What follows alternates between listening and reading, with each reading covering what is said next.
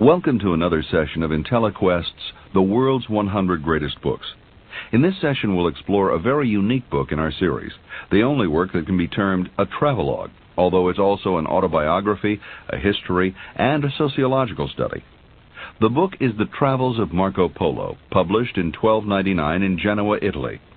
It tells of Marco Polo's life and his travels from his home in Venice across Eastern Europe, the Middle East, and Asia, to the court of Kublai Khan, located in an area we now know as Beijing, China.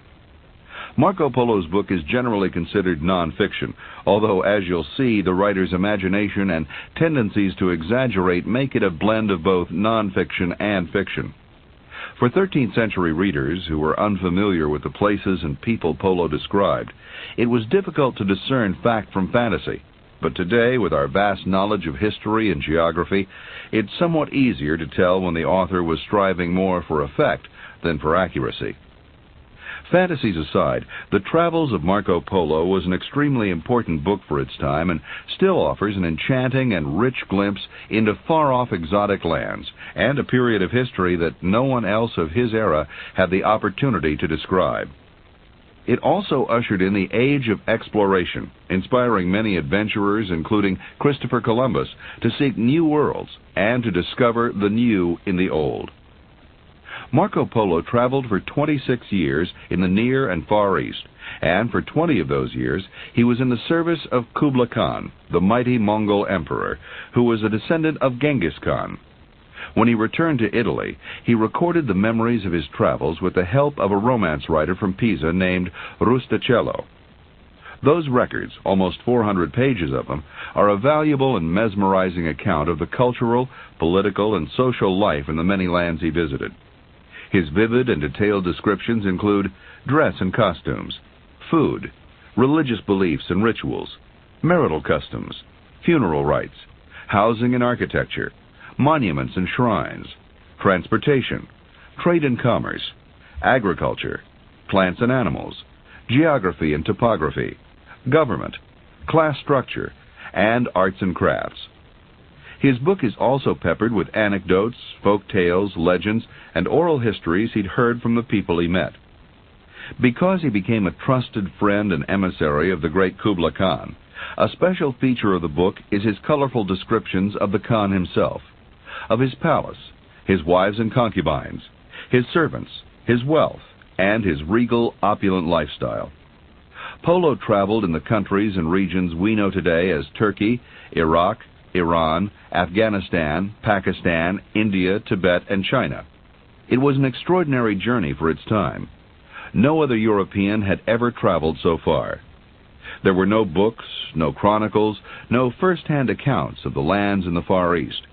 Everything the 13th century European knew about these areas, which was very little, was based on distant rumor. Ever since the days of Alexander the Great, the Western world had had some knowledge of India, but north and east of India lay parts unknown.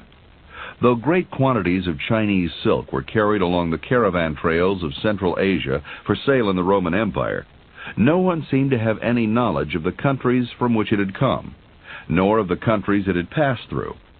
Christian merchants took the risk of trading with Muslims, whom they considered infidels, but they seldom traveled beyond the seaports of the Mediterranean or the Black Sea. East and West were two different worlds. Marco Polo became a window through which one civilization took its first tentative peek at another. These civilizations were vastly different. On the surface, they had almost nothing in common. The Westerner's view of the East was filled with prejudice, ignorance, and condescension. Any civilization that was not European or Christian was backwards and barbarian. The people in the East likewise had little knowledge of the West, but they were interested. Kublai Khan and others were delighted with Marco Polo and loved to hear about life in this strange, distant world to the west. The Khan made Polo his official ambassador in his travels and sent him on many special missions. Marco Polo became a living link between two cultures that had never before felt any connection or had any reliable information on each other. He opened the eyes and broadened the horizons of both populations, and he paved the way for trade and commerce between the two lands. This was one of his goals in writing his travels, for he was careful to map out and describe trade routes and to enumerate the valuables that could be found along the way. He focused chiefly on the most profitable of these goods, such as jewels, silks, and spices. Because the journey itself was so expensive and hazardous, only luxury items brought a return on the merchant's investment. But the Travels of Marco Polo became far more than a guidebook for the daring and ambitious merchant. And it's more than an adventure tale or a lively autobiography, although it is those things too. Most importantly, it is a priceless piece of history, a one-of-a-kind documentation of life in the Far East during the 13th century. It also offers, by nature of its author, an insightful glimpse into the European mind of the 13th century. For although Marco Polo was unusually worldly and more tolerant than most, he also reflects some of the biases and opinions of his European contemporaries. His descriptions and judgments are colored simply by who he is, and from them we gain perspective on what a typical Western point of view was. Over the centuries, there have been numerous translations of the Travels of Marco Polo in many languages. It has been popular ever since its publication, and has served as a guide to various explorers and adventurers. Christopher Columbus, who sailed to the New World 2 centuries later, was well acquainted with the text. He treasured a well-thumbed manuscript of the book and scribbled notes in the margin. In Marco Polo's own days, descriptive tales such as his were immensely popular. But no matter how objective they were always regarded as fiction. People simply couldn't accept that such fantastic places and peoples with customs and beliefs so different from theirs could really exist. Ironically, although there are exaggerations in Polo's writing, the most incredible stories are indeed based on fact. On his deathbed, Polo was pressured to admit he'd made up some of the stories, but instead he replied, "I have not told the half of it." And as travel to the East increased, more and more of his stories were verified. Today we accept as matter of fact some of the descriptions his contemporaries found most incredible and unbelievable. In spite of its journalistic merits, the style of the book, in keeping with the times, is romanticized. It often has the tone of fiction, whether or not it is. There are many versions of the book available. Each editor has chosen to delete different sections that seem repetitive. But the excitement and adventure of the story never vary. And to this day, the name Marco Polo is synonymous with adventure, travel to exotic Oriental lands, and fabulous discoveries. Polo's sense of adventure and passion for travel was inherited. His father, Niccolo Polo, and his uncle, Maffeo Polo, were also merchants. In 1254, the two wealthy gentlemen set out from Venice, leaving Marco, who was an infant, in the care of his aunt. They journeyed to the court of Kublai Khan, where they became highly favored. When the Khan heard of this unusual Christian religion practiced in the West, he sent the Polos back to Italy with his own envoys, whom he hoped would meet with the Pope. His wish was that the Pope would send 100 scholars to his court to prove that the law of Christ, in the words of the book, was most agreeable. If they succeeded at this task, the Khan vowed that he and all his subjects would become Christians. The Polos sailed back into Italy in 1269, only to discover that the Pope had died. They decided to wait until a new Pope was selected, but after 3 years, when this still hadn't been accomplished, they decided to make their way back to Kublai Khan's court, this time taking young Marco with them.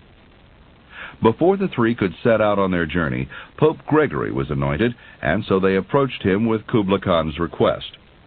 The new pope reluctantly agreed, but instead of 100 scholars, he sent only 2 priests to accompany them. Both priests soon became discouraged with the hardships and privations of the journey and turned back.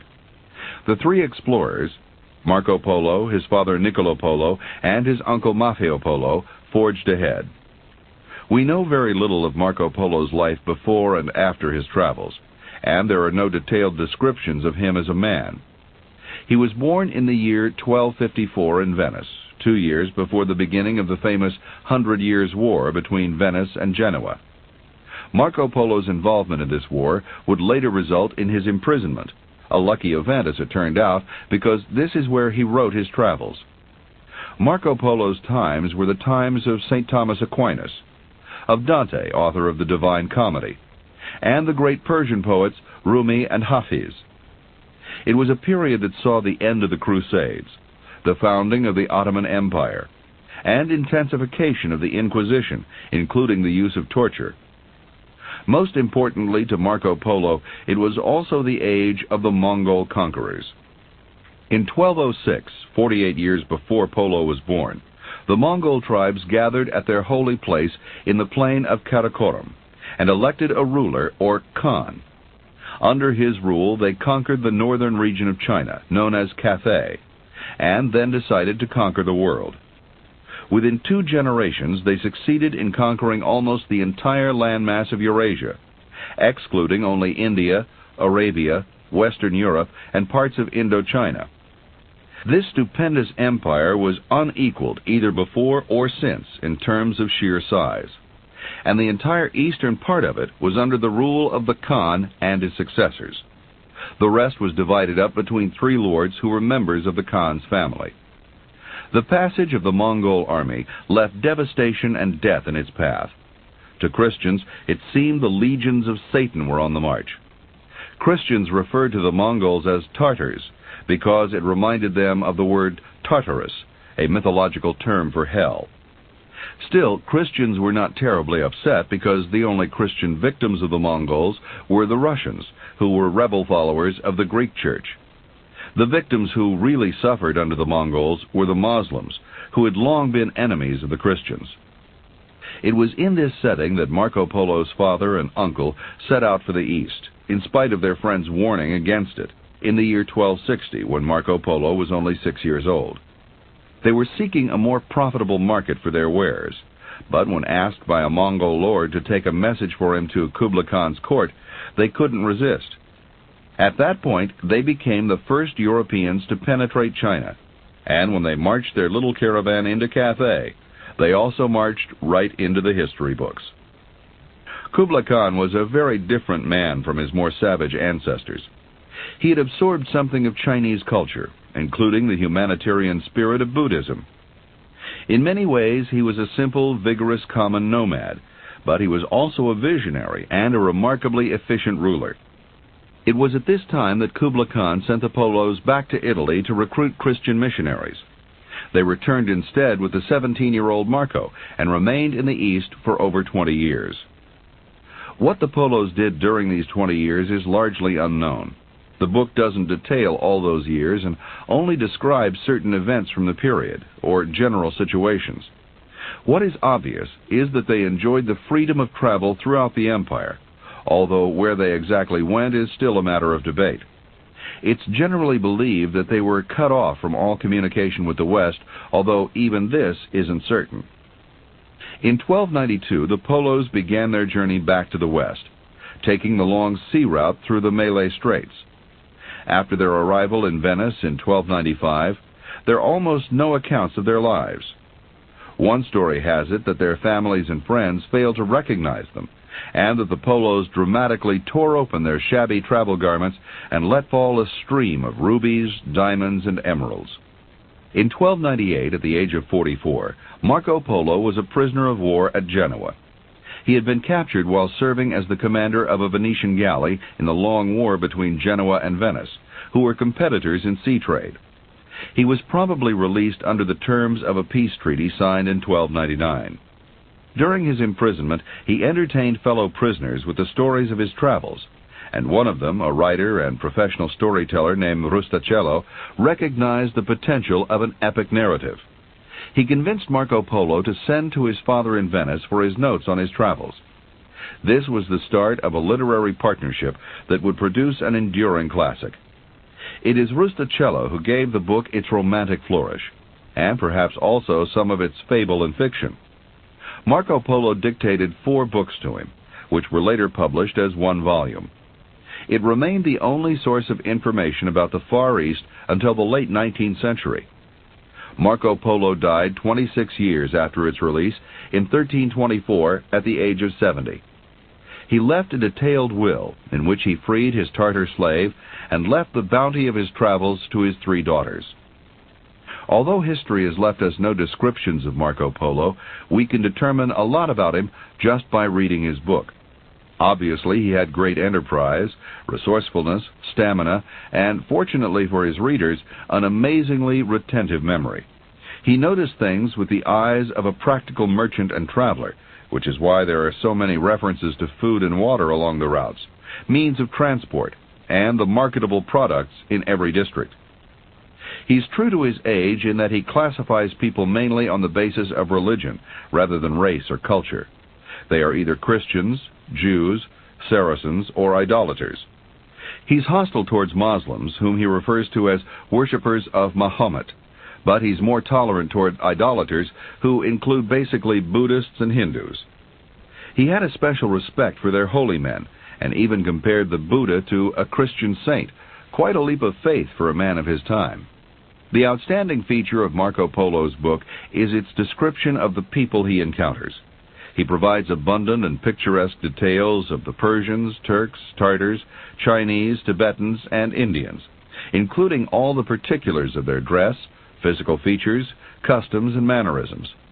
He fully met the goal he set for himself in the introduction to his book when he, through the voice of co-writer Rustichello, said, "Here you will find all the great wonders and curiosities of Greater Armenia and Persia, of the Tartars and of India, and of many other territories. For I would have you know that from the time when our Lord God formed Adam, there has been no man who has known or explored so many various parts of the world and of its great wonders as Marco Polo. For this reason he made up his mind that it would be a great pity if he did not have a written record made of all the things he had seen and had heard by true report, so that others who have not seen and do not know them may learn them from this book." Polo's claim that he had traveled more extensively than any man since the creation may be boastful, but it really is a statement of fact, or at least it's a fact as near as we can judge, since there are no other written records of anyone having traveled so far. When the book was first released, it was called A Description of the World, and although we know today that the world is much bigger than 13th century humankind imagined it, it's still a description of a surprisingly large part of that world, from the Polar Sea to Java, from Zanzibar to Japan. Polo had no rival in the field of travel until 2 generations later, and some of the trails he blazed were not traveled again by a European for 600 years. Still others may have remained unexplored until the opening of the Burma Road in World War II. The task of mapping out Marco Polo's travels in detail has yet to be completed, and probably never will be, since parts of his journeys are unaccounted for. The parts of the journey that are accounted for make up one of the most stirring and inspiring true-life adventures in the history of literature. The first part of the book contains Polo's descriptions of his 3.5-year journey to Kublai Khan's court.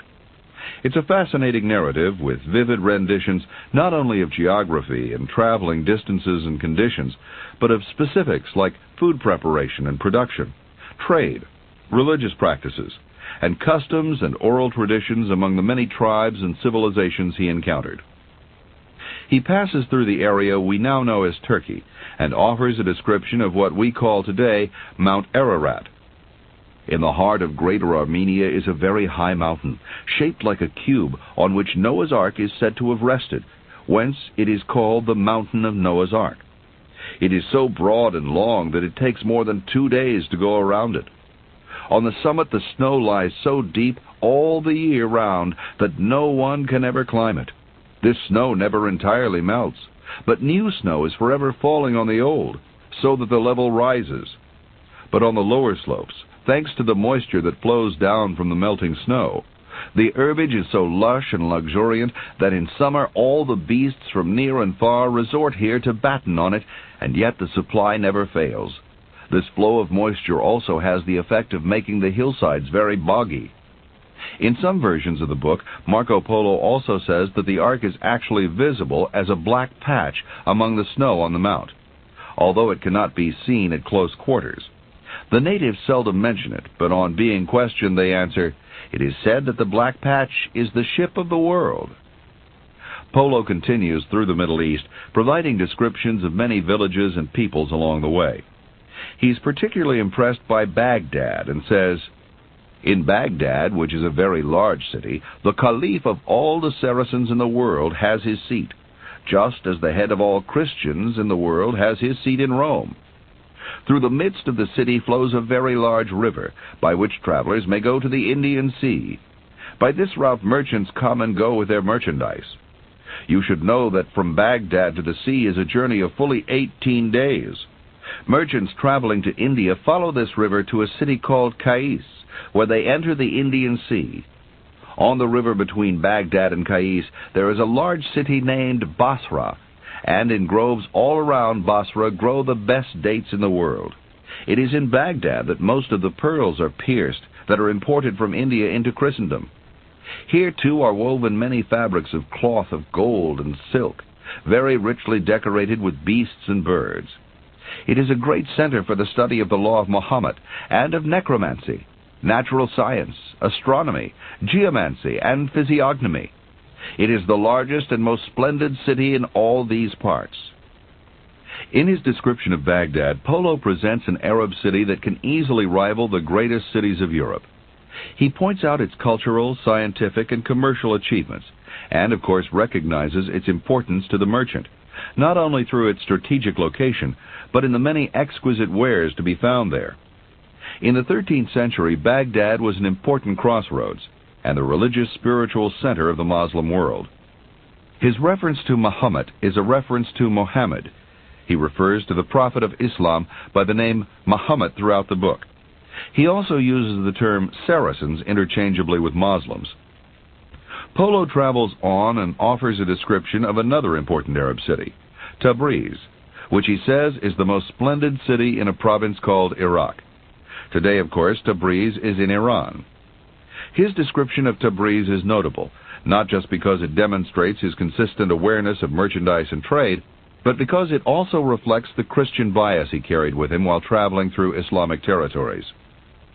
The people of Tabriz live by trade and industry, for cloth of gold and silk is woven here in great quantity and of great value.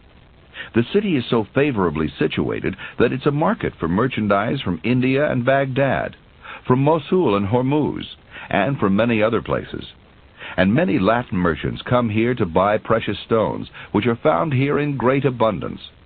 It's a city where good profits are made by traveling merchants. The inhabitants are a mixed lot, and good for very little. There are Armenians and Nestorians, Jacobites and Georgians and Persians, and there are also worshippers of Mahomet, who are the natives of the city and are called Tabrizis. The city is entirely surrounded by attractive orchards full of excellent fruit. The Saracens of Tabriz are wicked and treacherous. The law which their prophet Muhammad has given them lays down that any harm they may do to one who does not accept their law, and any appropriation of goods, is no sin at all. And if they suffer death or injury at the hands of Christians, they are accounted martyrs. For this reason they would be wrongdoers, if it were not for the government. And all the other Saracens in the world act on the same principle. When they are on the point of death, up comes their priest and asks whether they believe that Muhammad was the true messenger of God.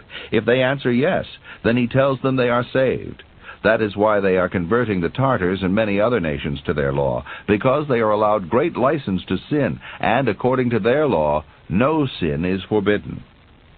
Throughout the book, Polo measures distance in terms of days of travel.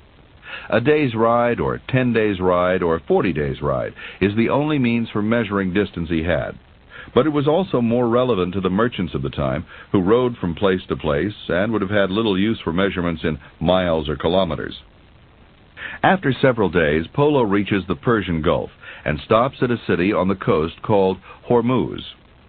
He's mostly concerned about the torrid, hot, and unhealthy climate here, and tells a gruesome story to make his point. In summer, the people do not stay in the cities, or they would all die of the heat, but they go out to their gardens, where there are rivers and sheets of water.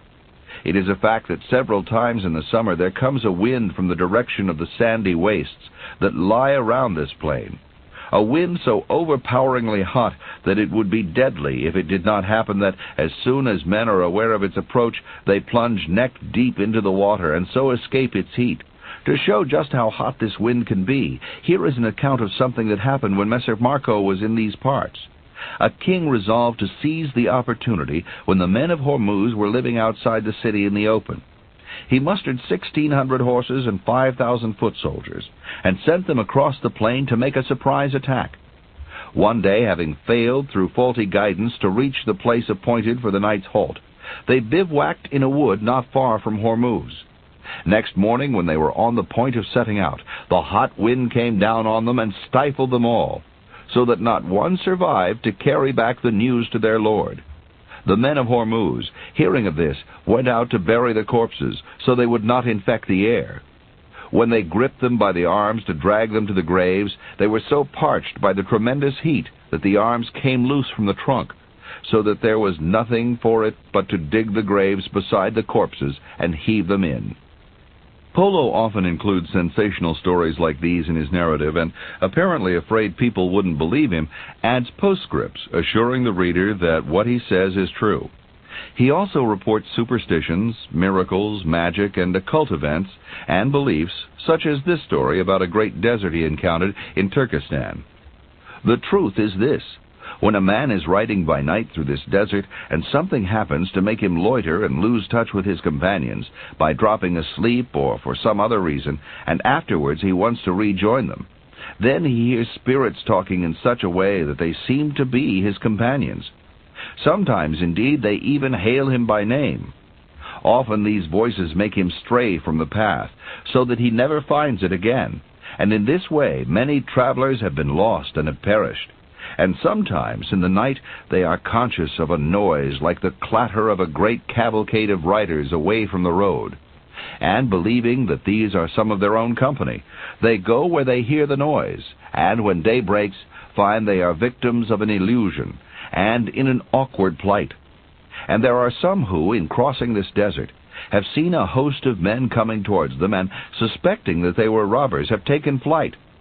So, having left the beaten track, and not knowing how to return to it, they have gone hopelessly astray. Yes, and even by daylight men hear these spirit voices, and often you fancy you are listening to the strains of many instruments, especially drums, and the clash of arms. For this reason, bands of travelers make a point of keeping very close together. Before they go to sleep, they set up a sign pointing in the direction in which they have to travel, and round the necks of all their beasts they fasten little bells, so that by listening to the sound they may prevent them from straying off the path. Polo proceeds on the road to Cathay, towards the court of Kublai Khan, and takes this opportunity to talk about the historic lineage of Khan.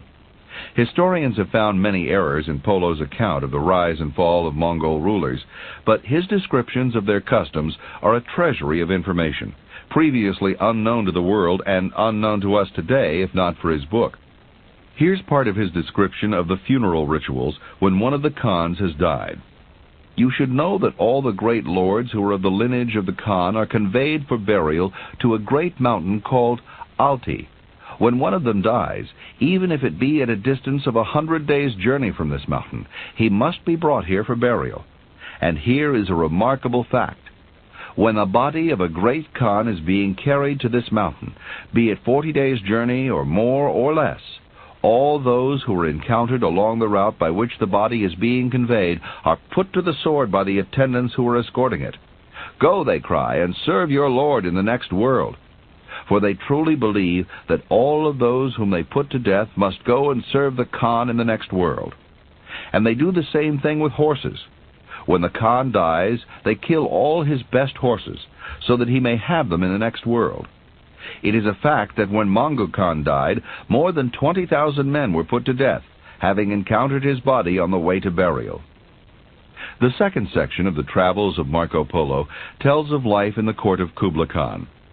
Polo had extreme admiration for the ruler and never tires of pointing out his attributes. He describes him physically as of good stature, neither tall nor short, but of a middle height. He has a becoming amount of flesh, and is very shapely in all his limbs.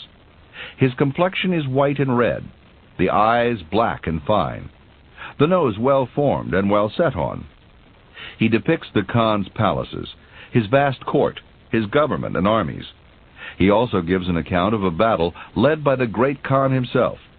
He reports that, when all were in battle array, one could hear a sound arise of many instruments of various music, and of the voices of the whole of the two hosts loudly singing. for this is the custom of the Tartars. Polo spends much time describing the women of the court, the Khan's wives and concubines. He says, "He has 4 consorts who are all accounted his lawful wives, and his eldest son by any of these 4 has a rightful claim to be emperor on the death of the present Khan. The wives are called empresses, each by her own name. Each of these ladies holds her own court. None of them has less than 300 ladies in waiting, all of great beauty and charm.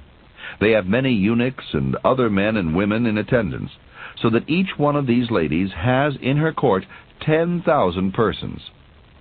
Polo then gives a detailed account of how concubines are chosen for the Khan. Every 2 years the Khan sends his emissaries into the provinces to bring back the most beautiful maidens.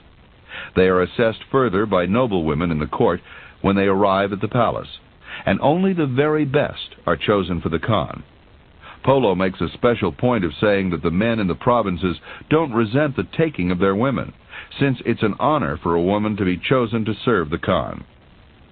This section also includes eloquent descriptions of court affairs, such as the marking of the calendar and the celebration of thousands of festivals and hunting trips. Record-keeping was very important to the Chinese. Each household kept, near its front door, a list of the names of all the home's inhabitants, and innkeepers were required to record the names of all travelers and the dates of their visits. Certain chapters also tell about the marvelous inventions Marco saw while serving the Khan.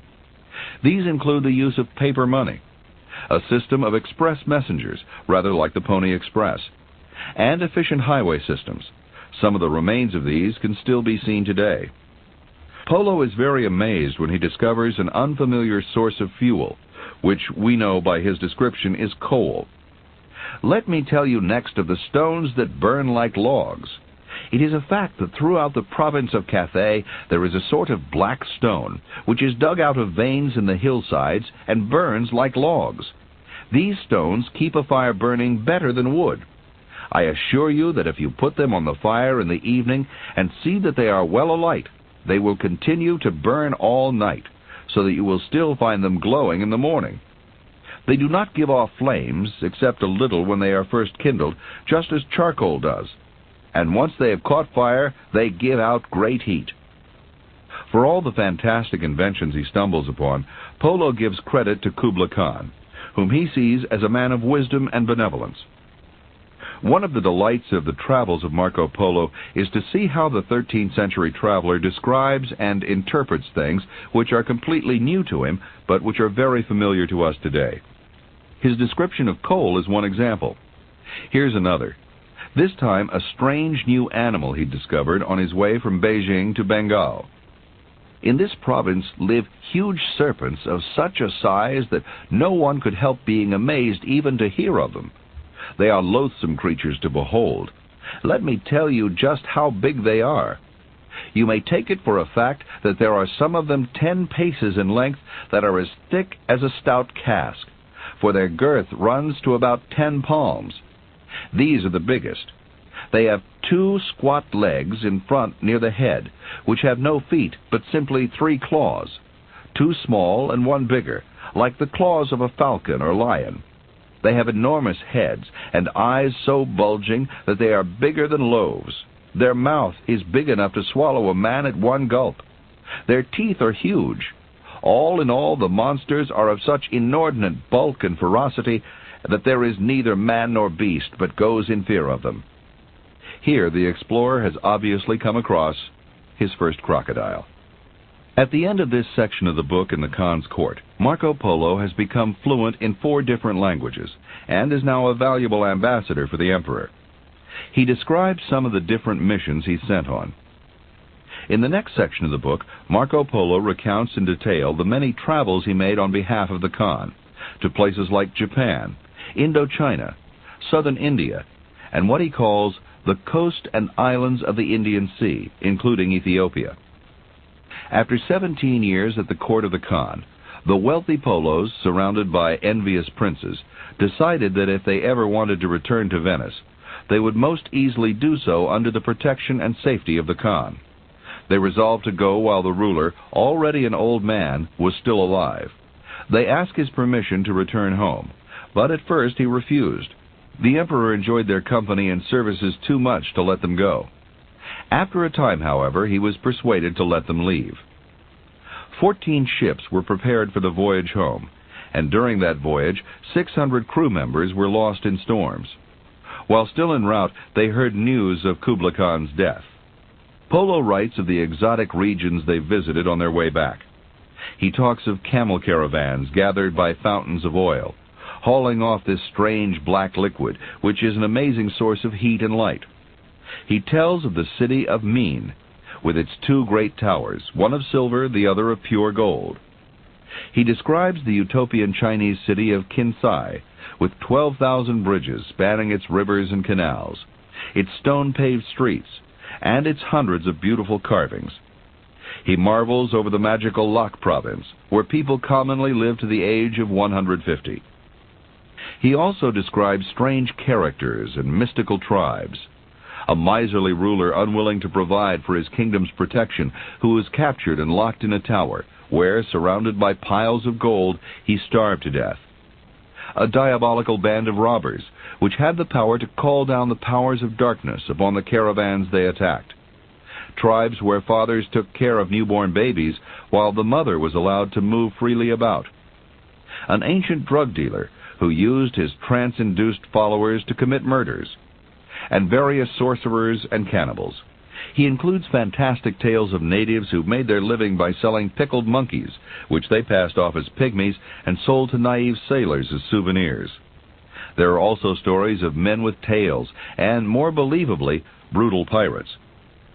On his way home, Marco Polo also ran into tribes who used gold, silver, pearls, diamonds, and rubies as common barter, and who wore rich silks and embroidery for work and play. He saw asbestos, musk scent, and salt, all used as money. He became acquainted with exotic spices, sugar, strange drugs, and pungent incense. He discovered bizarre animals, a bird with talons large enough to seize an elephant, chickens covered with hair, and unicorns which, in his words, have hair like that of water buffalo and feet like those of an elephant, an ugly beast to behold. He was, in fact, describing his first rhinoceros. Polo devotes a long section of this book to his travels in India, where he found the customs and religious beliefs bizarre but fascinating. He undoubtedly shocked the people back home with his stories like the following.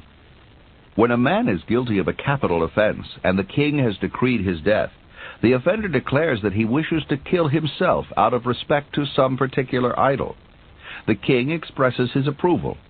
Then all the offender's kinsfolk and friends take him and set him on a chair and give him fully a dozen swords and carry him through the city proclaiming aloud, "This brave man is going to kill himself for love of such and such an idol." In this way they carry him through the whole city. When they have reached the place where justice is done, then the offender takes a knife and cries in a loud voice, "I kill myself for love of such and such an idol."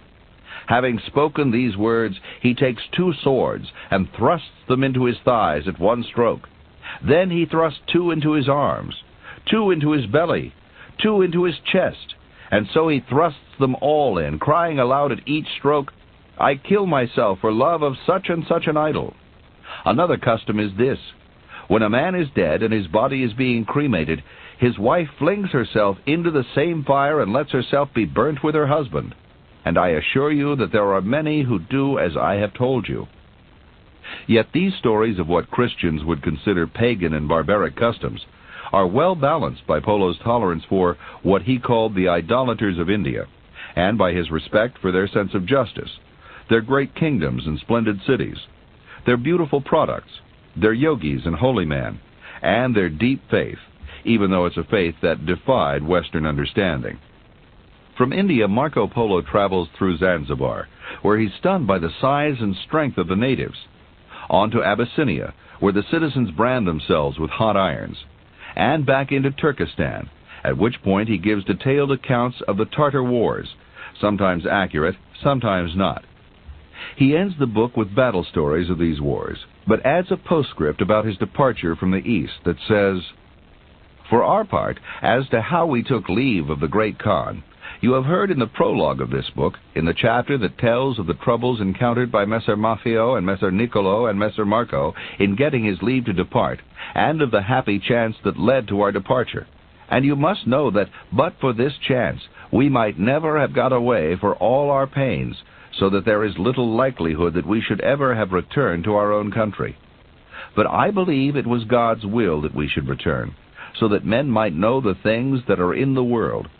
Since, as we have said in the first chapter, there was never man yet, Christian or Saracen, Tartar or pagan, who explored so much of the world as Messer Marco, son of Messer Niccolo Polo, great and noble citizen of the city of Venice. In this conclusion to his lengthy, detailed narrative of his exotic travels in the Middle and Far East, Marco Polo seems to have recognized his destiny. His extensive and daring adventures didn't bring him great wealth, for he died as wealthy as he'd begun life. They didn't bring him great eminence or a position of power at home, although his book did bring him popular fame. What those travels did bring him was a unique and priceless role in history, for he became the communicator and the enlightener, who was able to make two vastly different civilizations aware of each other. He increased their mutual understanding and interest. He inspired further trade and travel that eventually formed a solid link between East and West, and he launched the age of exploration. The paths these future travelers and merchants would follow were first blazoned by Marco Polo himself. But they are only the geographical paths. The path that connected the Western mind with the Eastern mind, and that led brave men and women into new, uncharted territories, was his greatest achievement of all. This is the end of the session.